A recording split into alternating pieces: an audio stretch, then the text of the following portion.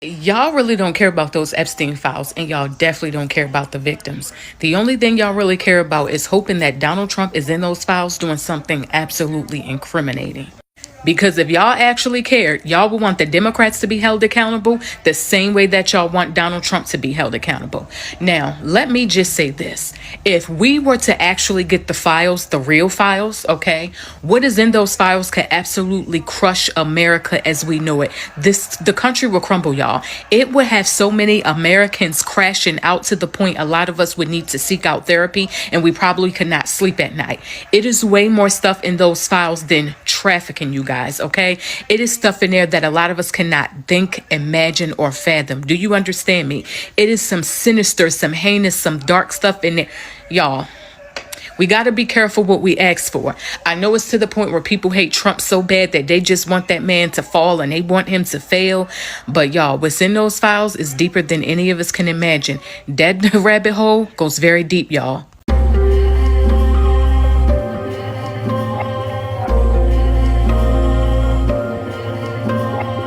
Late on a Friday night, when newsrooms go quiet and public attention fades, the Department of Justice released the long-awaited Epstein-related files. 11 hours. That's how long these documents were publicly available before the weekend news cycle buried them. Which immediately raises a critical question. Was this transparency or damage control? Are you ready? You ready? You like it? You sure? Okay. On her way to work one morning, down the path along the lake, a tender-hearted woman saw a poor, half-frozen snake.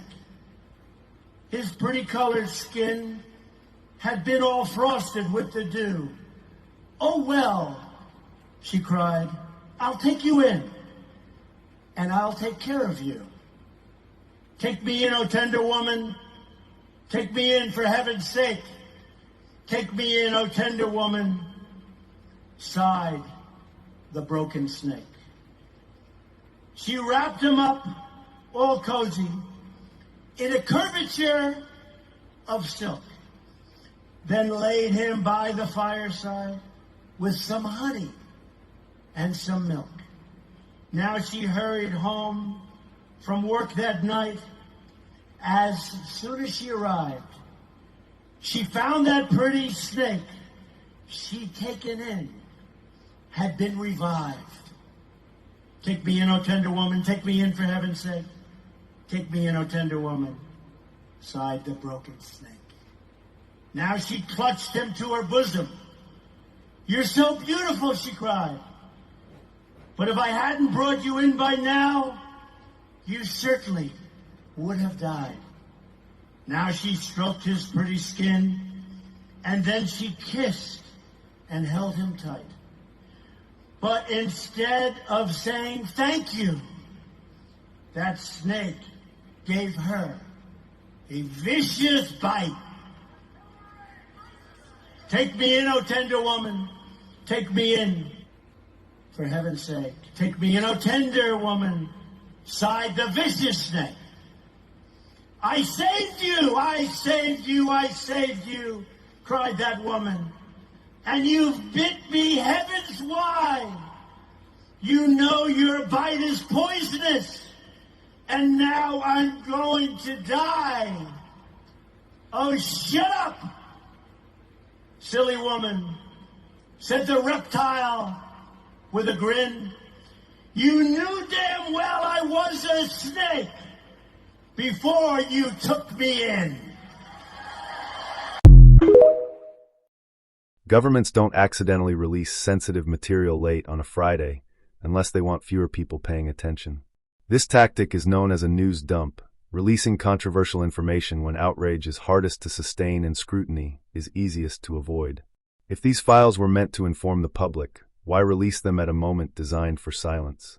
We got another Epstein file dump of about 30,000 documents from the Justice Department this morning. And this time, we got documents that talk about President Trump, co-conspirators that the U.S. government said didn't exist, and even some questionable emails that appear to be from Andrew, formerly Prince Andrew, the son of the late Queen Elizabeth II. Now, I went through most of this stuff for hours today. Now, this drop is mostly documents and very few pictures. It has court filings, emails between investigators, scheduling of victim testimony, court filings, and there are a few pieces of evidence from Epstein and Maxwell. But unlike the last dump of documents, today's drop came with a warning from the Department of Justice. It says some of these documents contain untrue and sensationalist claims made against President Trump that were submitted to the FBI right before the 2020 election. To be clear, the claims are unfounded and false, and if they had a shred of credibility, they certainly would have been weaponized against President Trump already. So today, out of nowhere, the DOJ is just randomly warning us that the items in this drop that reference President Trump are untrue and sensationalized.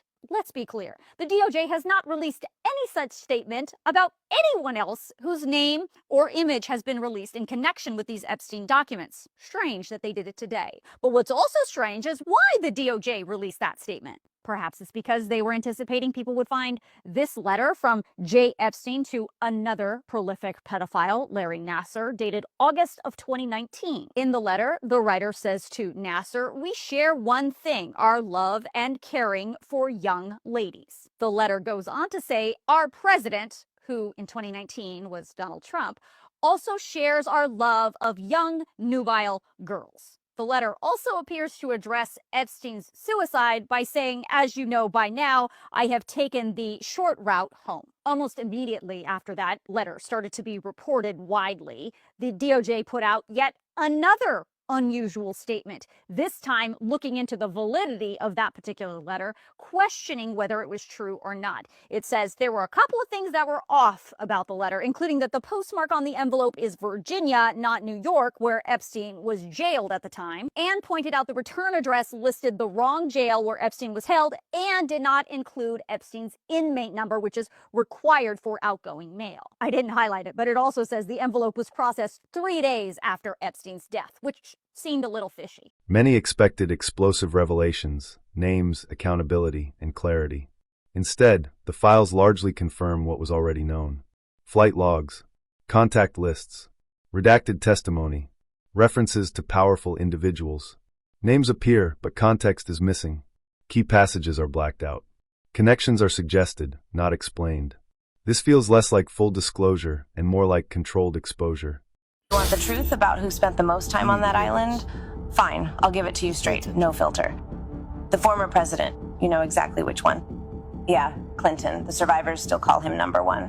Epstein used to laugh and say there was heavy competition for the title, but when the girls compared notes in the safe houses later, every single one of us agreed he took the crown no contest. He liked the dog leashes, thick black leather ones with silver studs. He'd clip them on our collars, yeah, we had collars, and parade us around the main house, barefoot on the marble, out by the pool, sometimes all the way down to the beach. If you walked slow, he'd yank. If you stumbled, he'd make you get on all fours and eat dog biscuits off the floor like a good girl. He kept a crystal bowl of them right by the bar, called them treats. When he was in the mood, he'd pick one of us, always the youngest looking, always the one who still cried, and say, "You've earned something extra special tonight. You don't need me to spell out what the extra special was, you already know." Transparency isn't just releasing documents. It's releasing complete information, clearly, promptly, and without strategic timing designed to limit public response. Midnight releases and heavy redactions don't build trust. They deepen suspicion, and they leave the public asking whether truth is being revealed or managed. Is no credible information. None. If there were, I would bring the case yesterday that he trafficked to other individuals. And the information we have, again, is limited. So the answer is no one For the information that we have in the files. in the case file. If Epstein truly acted alone, why does so much remain classified? Why the redactions? Why no clear accountability for those who enabled him? Why does justice seem to stop at the edges of power? The DOJ says this release proves accountability. Critics say it proves the opposite, that there are two systems of justice.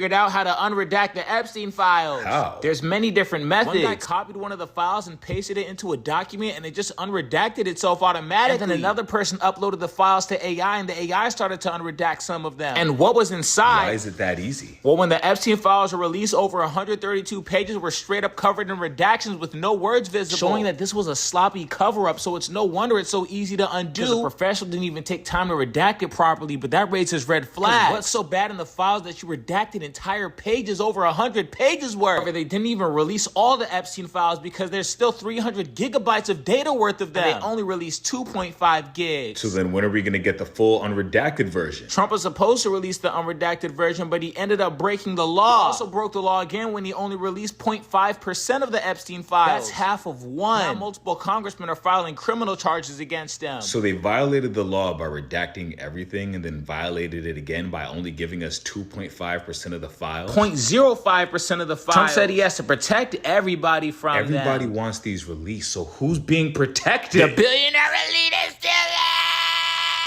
Getting the Epstein files 2024! Real transparency doesn't happen at midnight. It doesn't arrive with blacked out pages, and it doesn't leave more questions than answers. The Epstein case isn't just about one man. It's about power, protection, and whether truth survives when it threatens the elite. So ask yourself, if this was honesty, why does it feel so carefully managed? And if this was damage control, what are we still not allowed to see?